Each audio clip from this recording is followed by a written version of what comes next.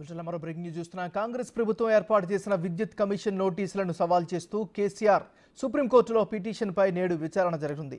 Senior న్యాయవాది అందుబాటులో లేకపోవడంతో తొలుత కేసీఆర్ తరపు న్యాయవాది మోహిత్ రావు పాస్ ఓవర్ కోరారు. కోర్టు సమయం ముగియడంతో నిన్న విచారణ వాయిదా వేశారు సిజేఐ జస్టిస్ చంద్రచూడ్.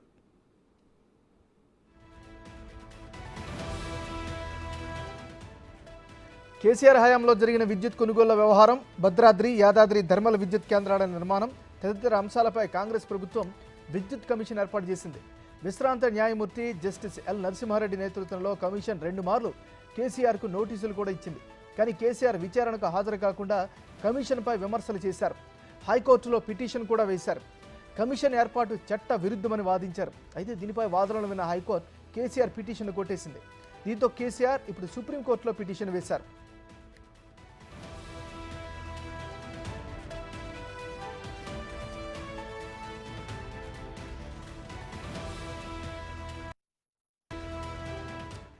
కాంగ్రెస్ ప్రభుత్వం ఏర్పాటు చేసిన విద్యుత్ కమిషన్ నోటీసులను సవాల్ చేస్తూ కేసీఆర్ దాఖలు చేసినటువంటి దాన్ని సుప్రీంకోర్టులో పిటిషన్పై ఈరోజు విచారణ జరగనుంది. ఇదే అంశానికి సంబంధించి మరింత తాజా సమాచారాన్ని ఢిల్లీ నుంచి మా రిపోర్టర్ శివ అందిస్తారు. శివ, చెప్పండి, ఈరోజు ఏం జరుగుతుంది?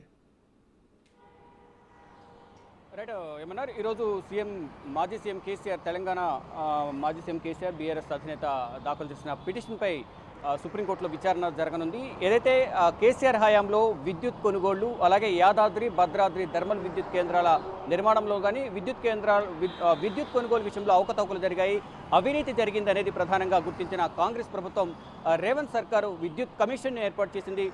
హైకోర్టు విశ్రాంత న్యాయమూర్తి ఎల్ నరసింహారెడ్డి ఆధ్వర్యంలో ఒక కమిషన్ ఏర్పాటు చేశారు. ఈ కమిషన్ విచారణకు రావాల్సిందిగా 2 సార్లు కేసీఆర్కు నోటీసులు జారీ చేసినప్పటికీ విచారణకు హాజరు కాకపోగా ఇటు తెలంగాణ ప్రభుత్వం పైన, మరోవైపు ఇటు ఈ కమిషన్ పై కూడా ఆరోపణలు చేశారు. కొన్ని విమర్శలు కూడా చేసిన పరిస్థితి కనిపిస్తోంది. దానిలో భాగంగా ఈ కమిషన్ ఏదైతే ఉందో, ఈ కమిషన్ విద్యుత్ కమిషన్ రద్దు చేయాలి అంటూ కూడా హైకోర్టును ఆశ్రయించారు.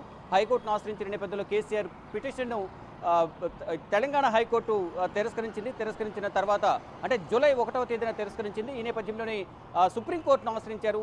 నిన్న విచారణ జరగాల్సి ఉంది. నిన్న విచారణ సందర్భంగా జాబితా ప్రకారం కేసీఆర్ దాఖలు చేసిన పిటిషన్ 1వ కోర్టులో 18వ నెంబర్ పిటిషన్ విచారణకు వచ్చింది. కానీ ఆ సమయంలో అడ్వకేట్ అందుబాటులో లేకపోవడంతో కేసీఆర్ తరఫున మోహిత్ రావు పాస్ ఓవర్ కోరిన నేపథ్యంలో నిన్న సాయంత్రం, అంటే ఎండ్ ఆఫ్ ది కోర్టు దీన్ని టేకప్ చేస్తామని తెలిపారు సిజేఐ ధనుంజయ్ యశ్వంత్ చంద్రచూడ్. కానీ నిన్న సమయం ముగియడంతో కోర్టు సమయం ఈరోజు దీన్ని విచారిస్తామని తెలిపారు. అయితే ఈరోజు కూడా 1వ నెంబర్ కోర్టులో 18వ నెంబర్ కేసుగా నమోదైంది. ఇక 18వ నెంబర్ కేసు అంటే 11:30 లోపు దీనికి సంబంధించిన విచారణ జరిగే అవకాశం అయితే కనిపిస్తూ ఉంది. అంటే తెలంగాణ గవర్నమెంట్లో గత ప్రభుత్వం ఏదైతే 10 సంవత్సరాల కాలంలో విద్యుత్ కొనుగోళ్ల వ్యవహారం, మరోవైపు విద్యుత్ కేంద్రాలు, ఇది యాదాద్రి, భద్రాద్రిలో థర్మల్ విద్యుత్ కేంద్రాల నిర్మాణంలో అవకతవకలు జరిగాయి. అంటే ఒక ప్రాసెస్ ప్రకారం కాకుండా, అంటే టెండర్ ప్రకారం చర్చలు జరపకుండా ఇష్టానుసారం తన అనుయాయులకు థర్మల్ విద్యుత్ కేంద్రాల నిర్మాణానికి సంబంధించి కానీ, మరోవైపు విద్యుత్ కొనుగోలు వ్యవహారానికి సంబంధించి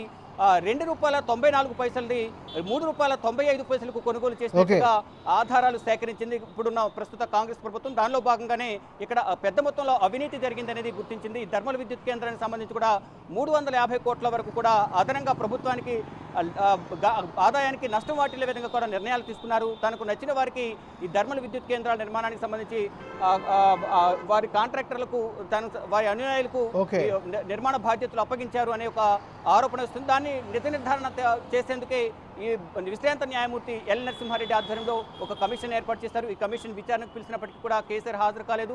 ఢిల్లీ హైకోర్టును ఆశ్రయించారు. హైకోర్టులో పిటిషన్ తిరస్కరించారు. ఇప్పుడు ప్రజెంట్ సుప్రీంకోర్టులో పిటిషన్ దాఖలు చేసిన నేపథ్యంలో కేసీఆర్ దాఖలు చేసిన పిటిషన్పై ఈరోజు విచారణ జరగనుంది. అంటే తనను విచారణకు హాజరు కాకుండా ఈ కమిషన్నే రద్దు చేయాలంటూ కూడా న్యాయ పోరాటం చేస్తున్న సిచ్యువేషన్ అయితే ప్రజెంట్ కనిపిస్తూ ఉంది.